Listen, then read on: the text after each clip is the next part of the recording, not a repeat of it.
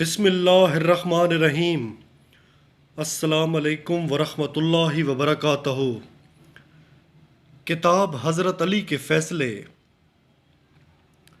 تحقیق و ترتیب محمد عبداللہ مدنی۔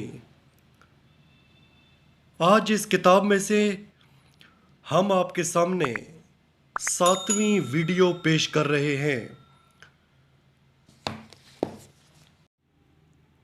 آج کا واقعہ بوڑھے مرد سے حاملہ ہونے والی۔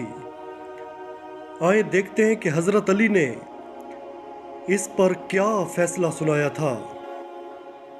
خلافت عثمان غنی رضی تعالیٰ عنہ کے زمانہ میں ایک بوڑھے شخص نے ایک نوخیز دوشیزہ سے شادی کر لی۔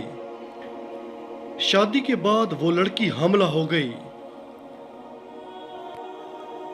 بوڑھے شوہر کا خیال تھا کہ میں عمل جماع صحیح طور پر انجام نہیں دے سکا کہ لڑکی کا پردہ بکارت زائل ہو۔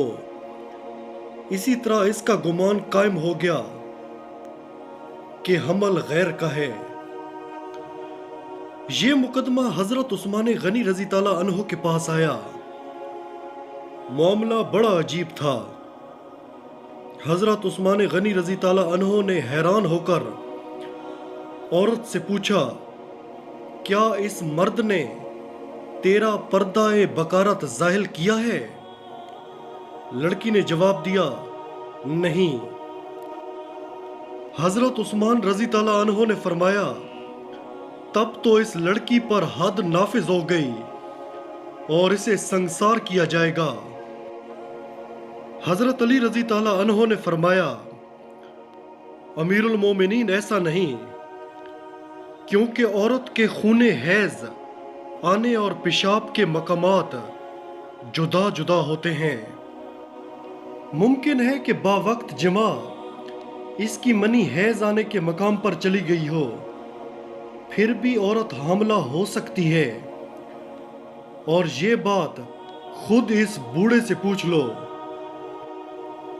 اس وقت بوڑھے سے پوچھا گیا کہ اس لڑکی سے جماع کے وقت تو نے اس کی اندام نہانی میں انزال کیا ہے، جبکہ اس کا پردہ بکارت بھی ظاہر نہ ہوا ہو؟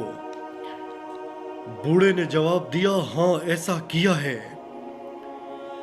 حضرت علی رضی تعالیٰ عنہ نے فرمایا، یہ حمل اس بوڑھے کا ہے، اور اگر یہ بوڑھا کھوسٹ اپنے بچے کا منکر بنے تو اسے سزا دی جائے۔ حضرت عثمان غنی رضی تعالیٰ عنہ نے آپ کا فیصلہ قبول کیا۔